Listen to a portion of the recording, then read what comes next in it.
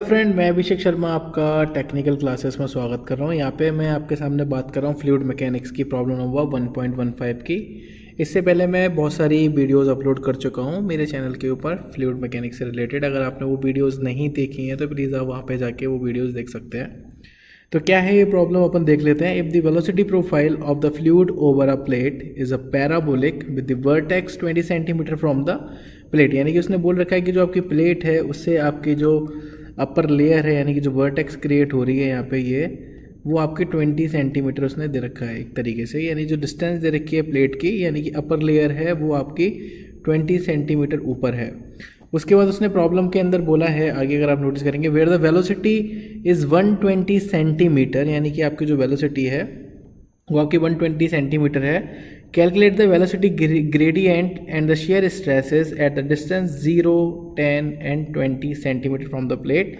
यानी वो कह रहा है कि आपको सबसे पहले नीचे बतानी है 0 पे, फिर बोल रहा है कि आपको 10 पे बतानी है, फिर उसने बोला है आपको 20 पे बतानी है from the plate. If the viscosity of the fluid is 8.5 poised, तो यहाँ पे उसने उसकी विस्कोसिटी भी दे रखी है पॉइस में। तो लाइक द सॉल्यूशन की बात कर लेते हैं। सबसे पहले उसने वर्टेक्स की डिस्टेंस दे रखी है 20 सेंटीमीटर, उसने वेलोसिटी दे रखी है 120 सेंटीमीटर पर सेकेंड, और जो आपको उसने डायनामिक विस्कोसिटी दे रखी है वो 8.5 पॉइस दे रखी है। तो अगर मेरे को इसको चेंज करना है न्यूटन सेकंड पर मीटर स्क्वायर में, तो मुझे 10⁻⁻1 का मल्टीप्लाई करना पड़ेगा। तो आप देखेंगे कि इसके अंदर अगर मैं 10⁻⁻1 का मल्टीप्लाई करूँगा तो मेरे पास वैल्यू आ जाएगी 0.85 न्यूटन सेंटीमीटर मीटर स्क्वायर।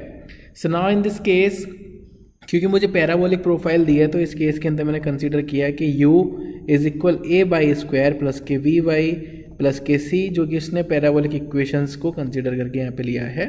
तो वी हैव द 3 कंडीशंस। उसने पहली कंडीशन दी है कि अगर मैं कंसीडर करता हूँ इसको कि यहाँ पे जो बेस है यानी कि जो उसकी प्लेट है, तो यहाँ पे अगर मैं बाई की वैल्यू 0 मानता हूँ तो यहाँ पे इसकी वेलोसिटी 0 होगी।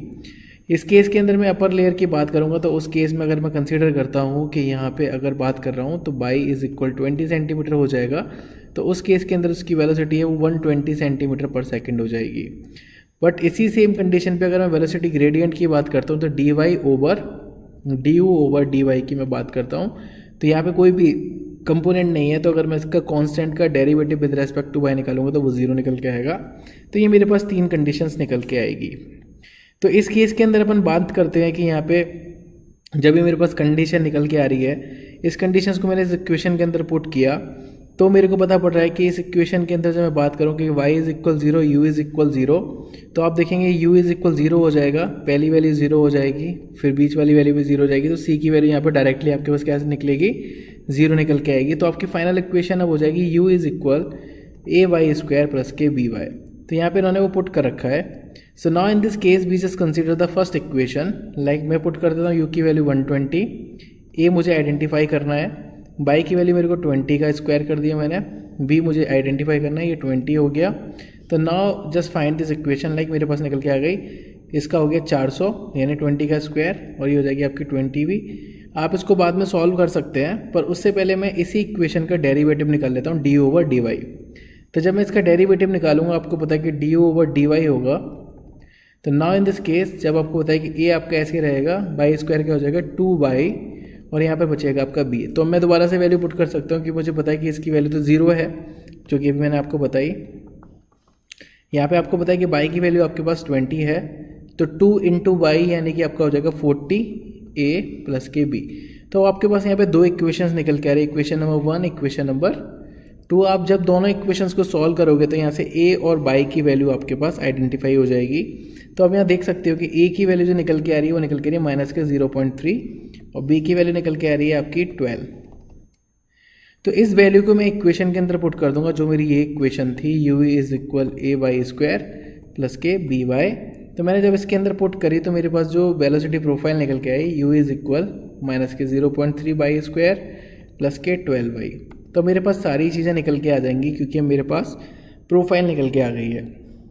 तो सबसे पहले अपन वेलोसिटी ग्रेडियंट देखते हैं, यानी कि डी ओवर डी वाई की वैल्यू क्या होगी। इसके हिसाब से मैंने डेरिवेटिव किया, फिर वही 2 बाई हो जाएगा, तो ये 0.6 हो जाएगा, तो माइनस के 0.6 बाई प्लस के 12 हो जाएगा। तो सबसे पहले मैं देखता हूँ कि 0 पे वेलोसिटी ग्रेडियंट कितना होगा।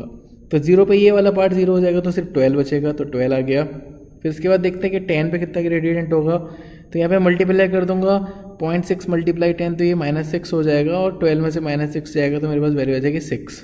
इसके बाद बात करूँ 20 पे कितना होगा तो वो तो आपको बताइए, ऑब्वियसली बात है कि 0 ही होगा, तो 0 है।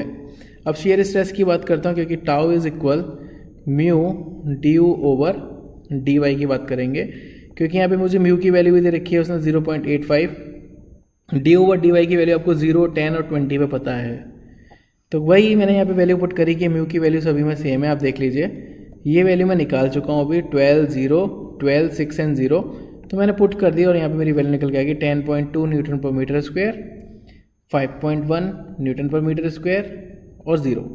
तो ये सिंपल प्रॉब्लम थी। अगर आपको समझ में आई तो प्लीज़ लाइक ज़रूर करना, शेयर ज़रूर करना। Thank you for watching guys, thank you so much.